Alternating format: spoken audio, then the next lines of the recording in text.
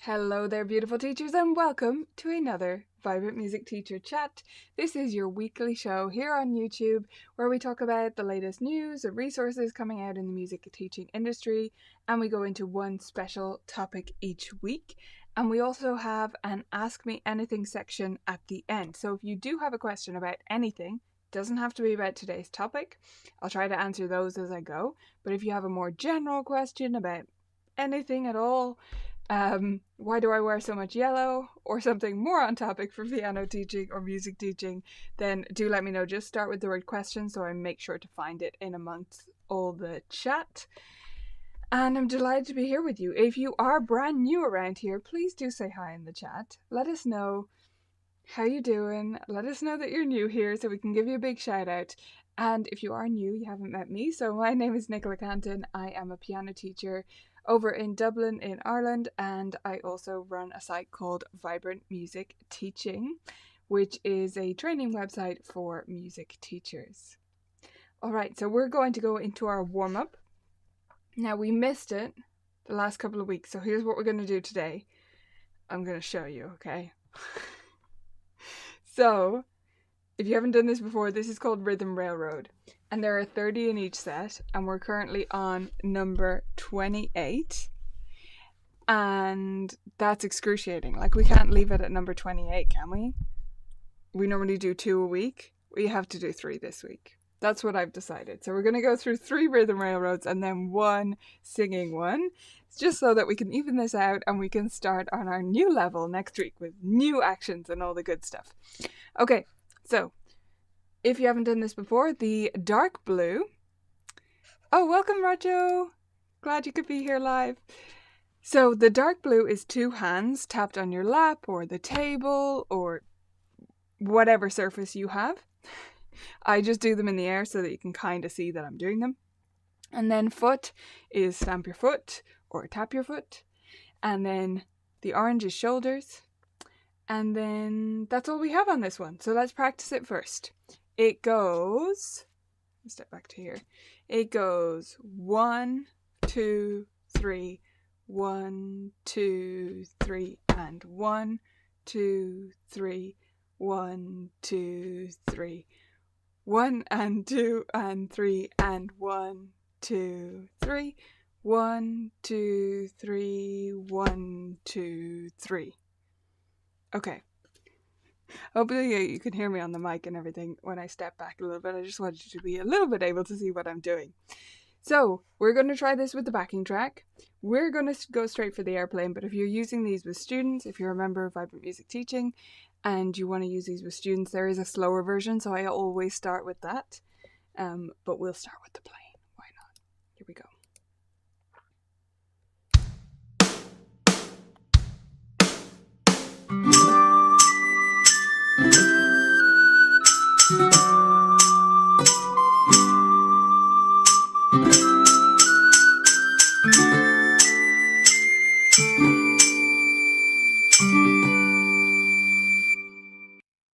Okay, I messed up at the end, but I got the rest of it. How did you do at home? Let me know how it went for you. How did you do at home? Feels like I'm presenting a BBC art show from the 80s for some reason. Blue Peter or something. Anyway, we're going to do the next one. So the new symbol we have here is hand and heart, the red one. And then we have light blue, which is just one hand tap again on your table, on your lap, wherever you like. And then we have the foot again, so we know that one. Okay, we're going to try this one with Kadai syllables, and I'll remember to count you in this time. I always do that with students, and then I forget on this show. I don't know why. Okay, ready, set, go. Ta, ta, ta, ti, ti, ta, ti, ti, ta, ta, ta, ti, ti, ti, ti, ta, ta, tu, ti, ti, ta, tu.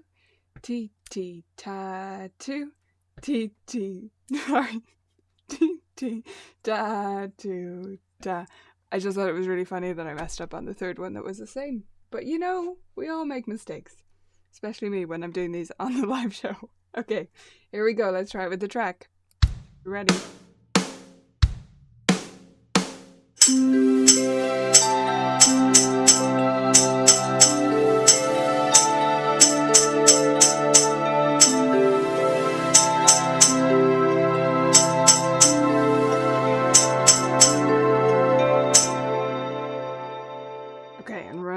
set of 3 today, just because. So we're going to give that a go.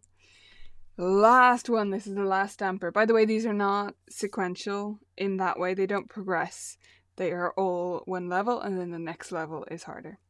Okay, so this is in 4/4, and we've got a hand on head. That's our new one. So let's try it again together. I'll do Kadai syllables again. Why not? Let's do it.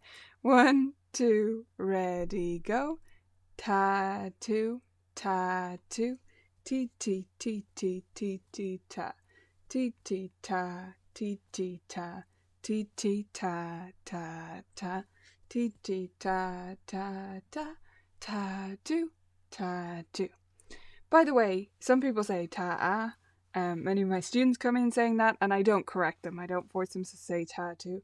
I do prefer the 2 because I find the longest notes are the hardest ones to get in Kadai syllables, and saying, like, for the semi-brief, saying ta-ah, or ta-ah, as some people do, I find is quite awkward to say.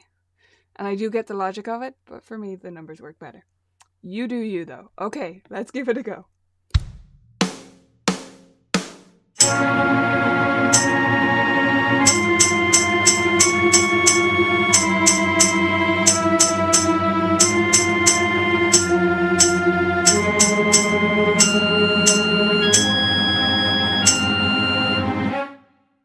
I always do a bit better when there's no foot, especially again on this live. I feel like the foot is easier when I'm sitting down, but when I'm standing up, I just don't manage to do it on time.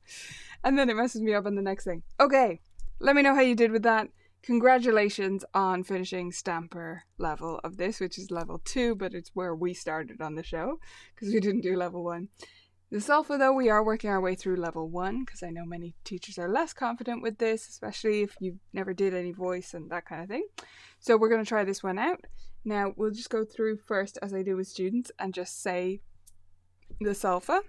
So this one would be la, so, la, so, me. Okay, so I always go through like that with them first, and then we try it with the track. I'm just going to hand sign instead of singing along.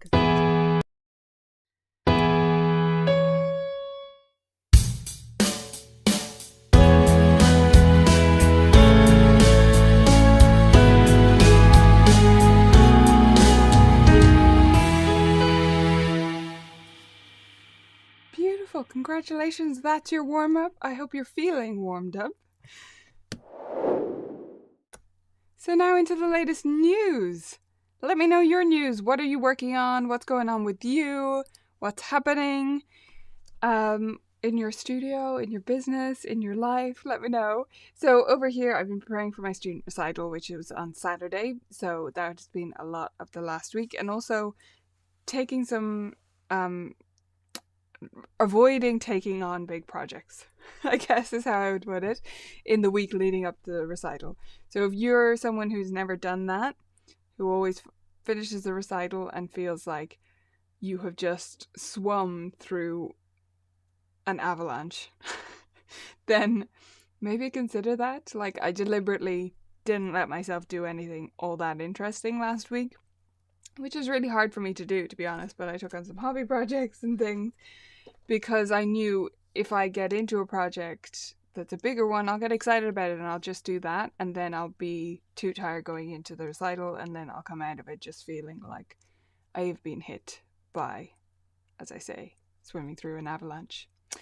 So yeah, so I had a lighter week, but we do have a lot going on around VMT. So we're working on the book finder. It's like a library of just the books that I use regularly in my studio, but that's quite a lot of books. So we're working on that on VMT, and hopefully in the team, and hopefully it'll be up on VMT towards the end of the summer, because I'd like it to be there for when you're placing your new book orders or looking for things for new students, transfer students, that kind of thing. So yeah, I'm hoping that'll be ready. I'm not making any promises yet. I was just going to check, that's why I'm looking down, sorry, how many books I have ended up with. So it's going to be 130-ish. something around there. Might end up expanding to be at 150. So that's why I've organized it in the library, because I want it to be easily searchable for you and filterable, just like all the other libraries. So members, I hope you're looking forward to that. And then we're also working on, or I'm starting to work on, a couple of courses that are all about saving time and saving money. So they're going to be about saving time in your lessons, which any of you that came to the Teacher Turbo Boost, our online conference, a few weeks ago now, I did a shorter session on that. So that's eventually going to become one of these courses. And that was about saving time in your lessons, finding pockets of time that you're kind of wasting so that you can fit more in and do the things you want to do in your lessons. Then I'm going to be doing a separate course, which is about, or separate portion of that course probably, that is about saving like your admin and planning time. And then the third one is about saving money in your studio. So there are 3 kind of saving type courses together that I feel there's a great need for. So those will be the next thing after the book finder thing, which I'm calling a recommended repertoire, because it's the stuff that I actually use and recommend. So we're working on all of those, and we also are working on a set of games. Loads of games obviously are scheduled, but the games I'm still working on for this year is a set of 4 so far, and then we'll see what the interest is, and there might be more in 2023. But they're basically lesser, not even lesser known, lesser properly talked about composers. I've picked 4, and we're doing games based, like discovery type games based on their lives. So I think that's going to be an interesting series. I'm excited to see what members think of that and whether you want more of the composers, and then hopefully open it up to requests for people that you want to see highlighted.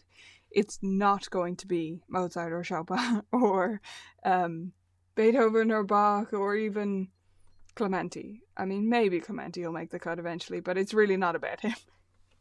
It's about mostly more recent composers and composers that are not talked about. Some women and people of colour and things like that, but just really generally about composers that don't get talked about enough.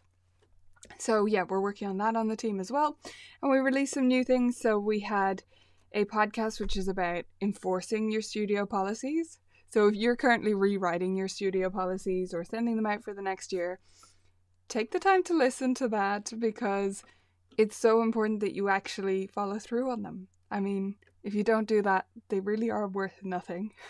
And I have to tell myself that sometimes, so you're not alone, but that podcast is there for you if that sounds helpful.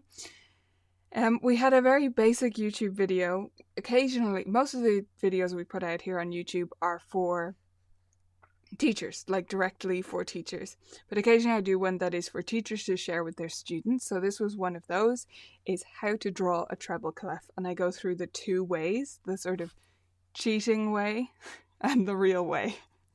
So that's here on the channel. If you think it'd be useful for a particular student or you want to include it in an assignment, feel free. It's on YouTube for everyone to use. And then we have a member huddle coming up tomorrow. So if you are a VMT member, make sure to check the calendar. Make sure to subscribe to the calendar. I have a video to show you how to do that, but that just means, like, if you're using Apple Calendar or Google Calendar, that's what I use a lot. If you just subscribe to it, then all of our events come through, and you don't even have to go look in your emails or make sure you get the notification. Because sometimes those things go to spam, and I hate it when people miss out because they didn't get our email, but I can't control it. It's email filters, you know, they just do things. So if you subscribe to the calendar, that means it's definitely there, and you can just like send a reminder for yourself if you want. You can get the links there, everything's there. So hopefully you'll do that, and hopefully I will see some of you tomorrow on the huddles.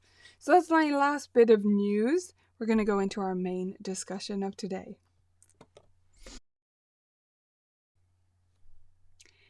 If you have ever put together a newsletter for your studio, you know it can be quite a big undertaking. And some teachers do them once a month or every week. I haven't really heard anyone do it every week because that's really a lot, but once a month is quite common, or once every few months. I do them just once a year, so keep that in mind as I go through what I'm putting in it, but I still thought it would be useful to share the content with you so you can get some ideas and inspiration for what you might include. And I'd love it if you add into the comments as well what it is that you put in yours if you do them.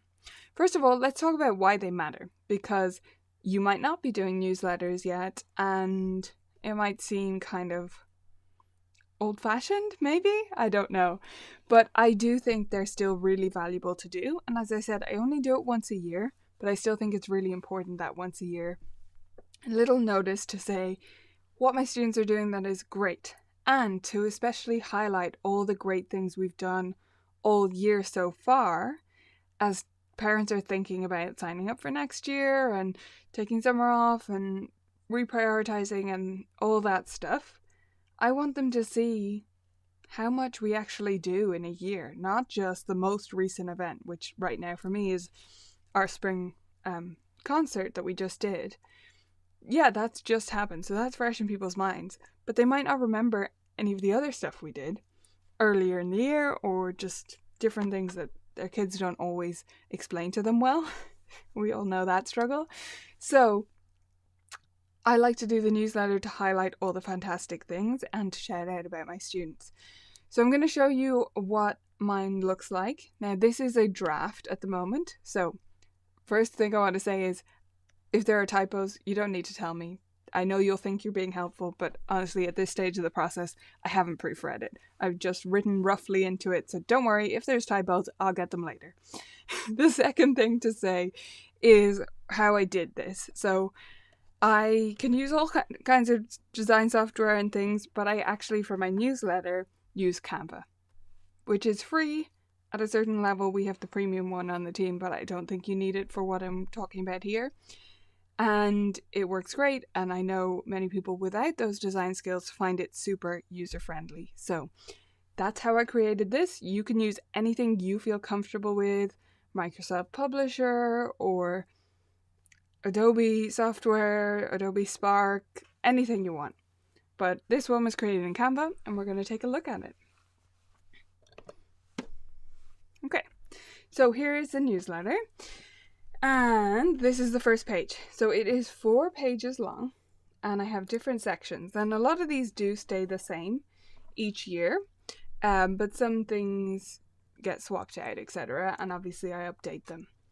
So I normally have a sort of theme for the year, which isn't like something that is included in everything students do. It's more trying to get across to parents that I think about how to get better, and that there's a lot more to music than they might always know.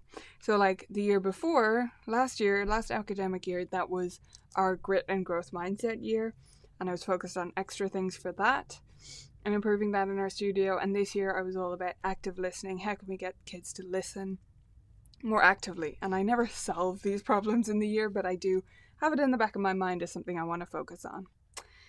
So yeah, the first one is about that, and then there's a little blurb about our spring celebration, which is what I call the concert, and just some photos to go along with that. So some games that we use to work on listening skills, and then some photos of the concert there, which just happened on Saturday. So I've just put those in.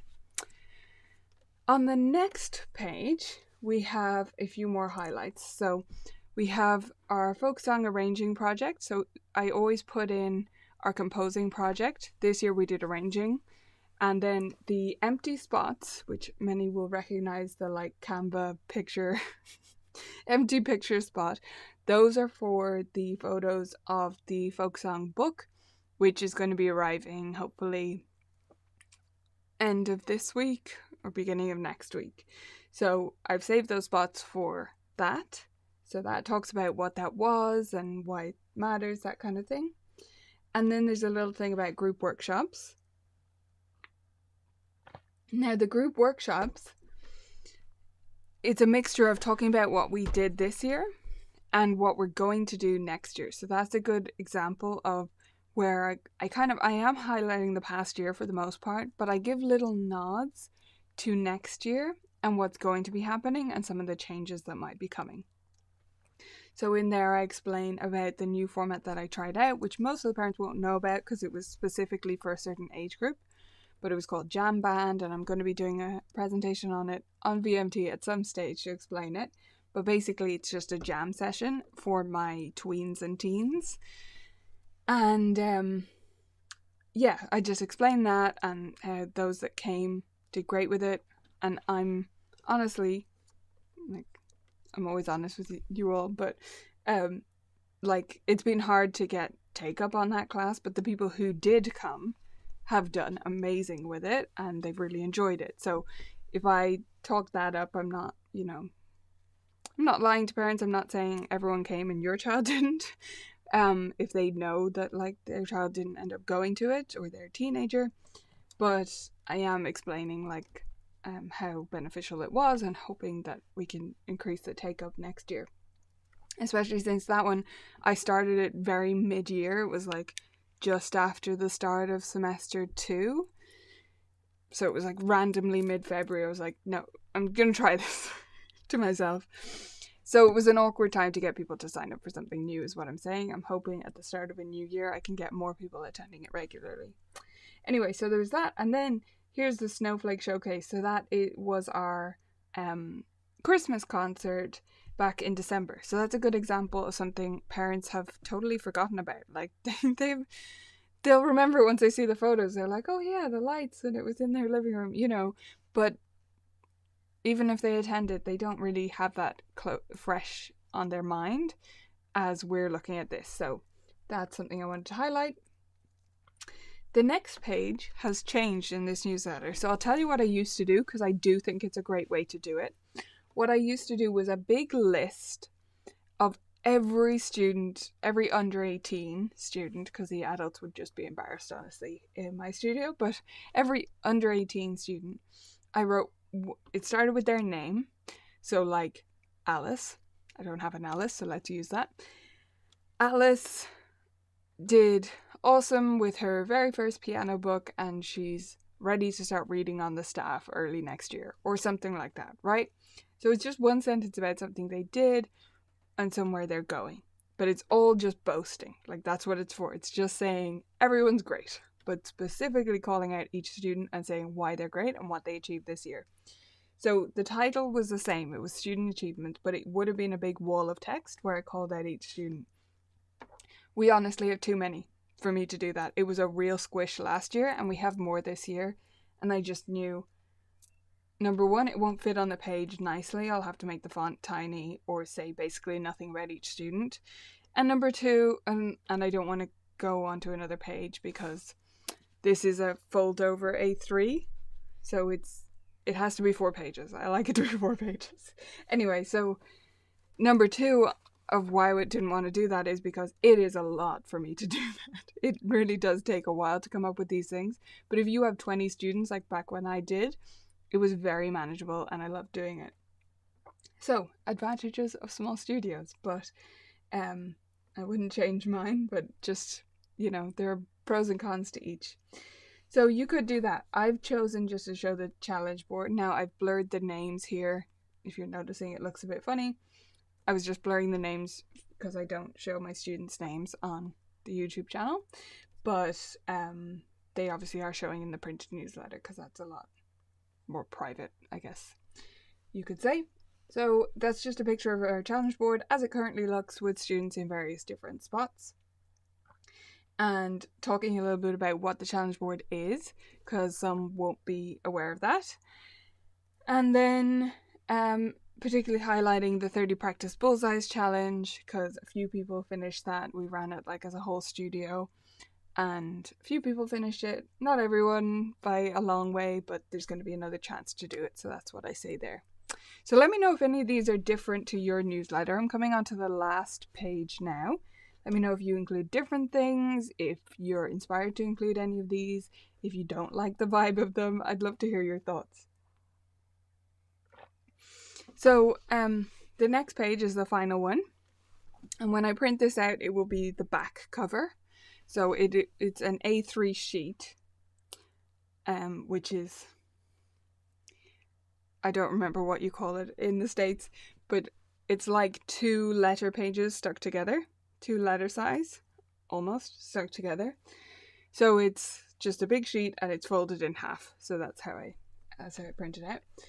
So this last page, I always do lifelong learning, and I talk about some of the things I'm attending and how I'm always learning new things and some of the things I'm going to be attending.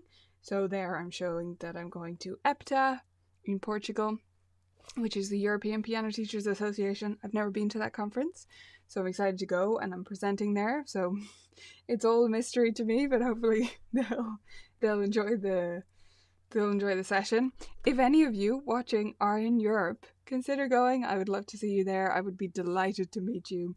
I don't think I'm going to know anyone there, but I'd love to be surprised. So let me know if you're going. So that is in September, and I just talk about why I'm always learning and what I've been doing to learn more. And then, And then this spot is normally, it's kind of something different every year. So this time I chose to talk about live performances and how important I think they are, because I think it's an opportunity now for parents to start to take their kids, especially their older kids, to some live music, because they haven't had it. We haven't had a chance to perform it, but they also haven't attended it. So I'm just saying a few words about how important it is and how much I encourage them to look up, our local National Concert Hall, or any other places they can find live music, because it's so important for kids to actually see real music being played, not just on a video. And then I always do coming up next year, and it always ends with some sentence thanking them for their support and for being part of it. In the coming up next year bit, so I talk about the group workshops coming up. Oh yeah, and that I'm adding back in practice with pals. So it's kind of explaining what's going to happen very loosely and just sort of as a general, oh, FYI, this is changing. It's not like the details. I'm not expecting them to take everything in from this, but it's giving them a general idea. So we have been doing half online, half in person group workshops. And so I was thinking about what to do next year, and what I've decided to do is separate off the online ones, make them something totally different, which is practice with pals, which is something I did during the pandemic and stopped this year. And not that this year wasn't part of the pandemic, I just mean I did at the start of the pandemic. So I'm going to bring that back as our online format, and then bring all the group ones in person. So that's my decision there. But I'll be giving them the nitty gritty details and the bullet point list of here's what's changing, here's what you need to know, when I send them the enrollment forms. But that was an overview of everything that's in it. So I hope that was helpful. I hope it gave you some idea and maybe some inspiration. My little chortle a second ago was Christy. We call that size paper something exciting. 11 by 17. Very nice. I wouldn't have known how many inches it was either, because I know what letter size paper is. I know the sizes, but in millimeters. I don't even think in centimeters. I think in millimeters, but that's just my design background. So, yeah.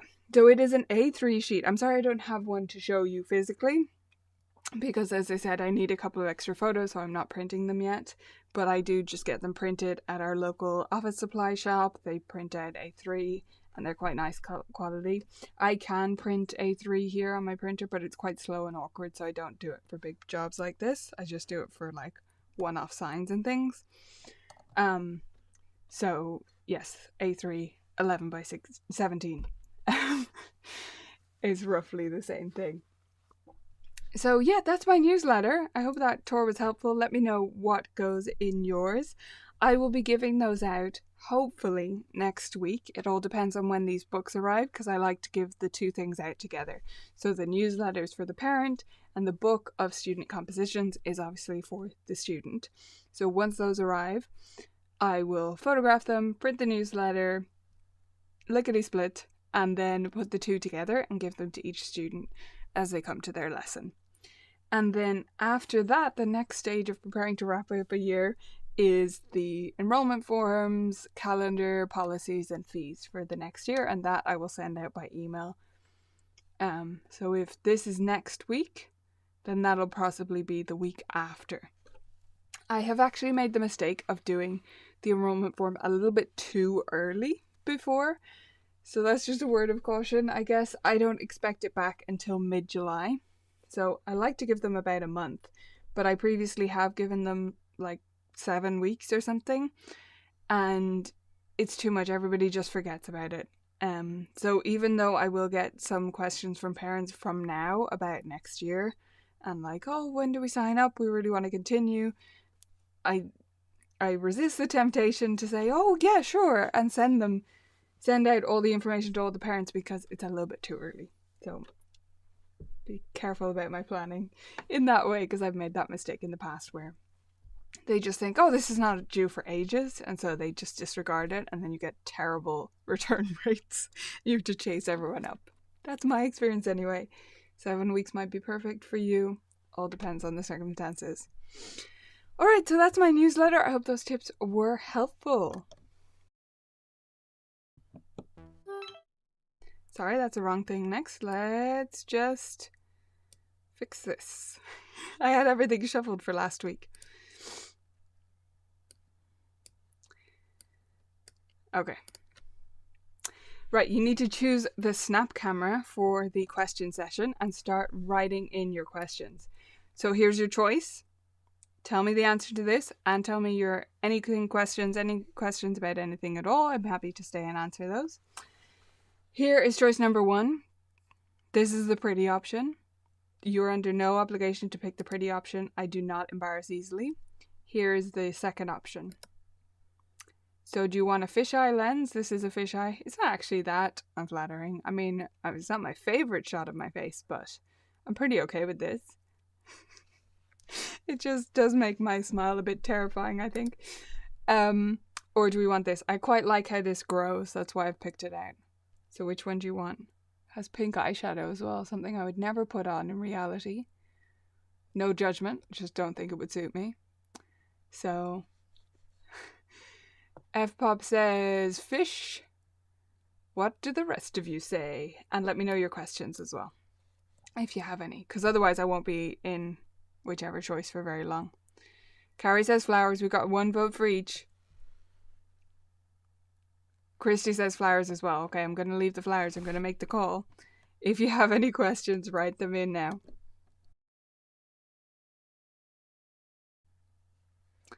So you've all left me in the pretty version. That's really fun. Either is fun. I love the bird too, though. I feel like I should be lower down because look at that. That's pretty cool as a design. Look at the hummingbird. Just a little bit too tall for this situation. I'll just do this. Is this better? No? Sorry. Racho. Are the challenges available inside Vibrant Music membership? Absolutely. Yeah. So Vibrant Music Teaching, for those who don't know it, it's at, that's the wrong one.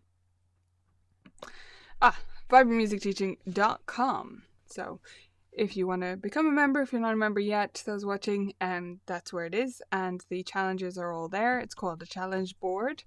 And there's a system of like what each challenge includes.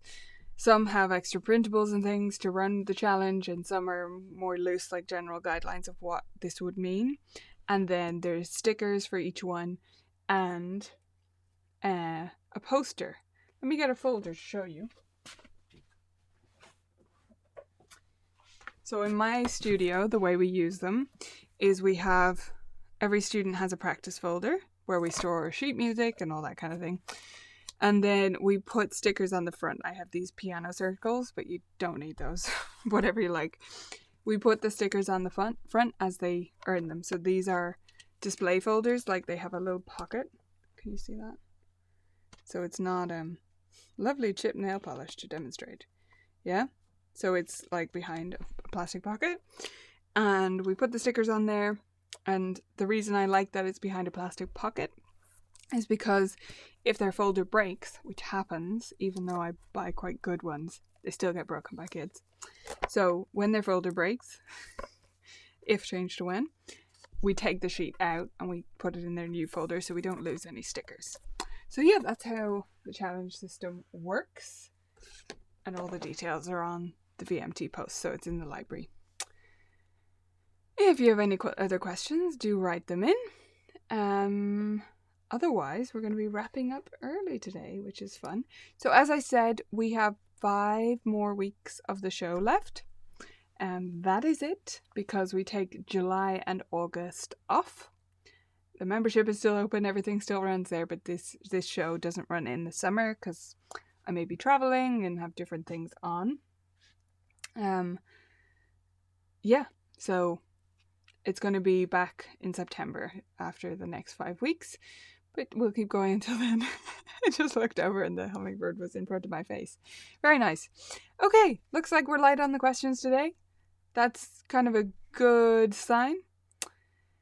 I'll answer Brenda's. I said it earlier, but it's Canva. And feel free to watch the replay of this. It goes up pretty much straight away. So, yeah. I hope you all enjoyed that newsletter overview. And I will see you back here next week. Let me just let you know what we're talking about next week. I think it's our composing week, isn't it? Yes. Next week I'm going to be going through how I create a book of piano student compositions or arrangements and show you my latest one, and also the process, like go through the process in more detail of how I do that, how I put them into MuseScore and then export them and put them together and that kind of thing. So I'll see you back here same time, same place next week. Bye everyone.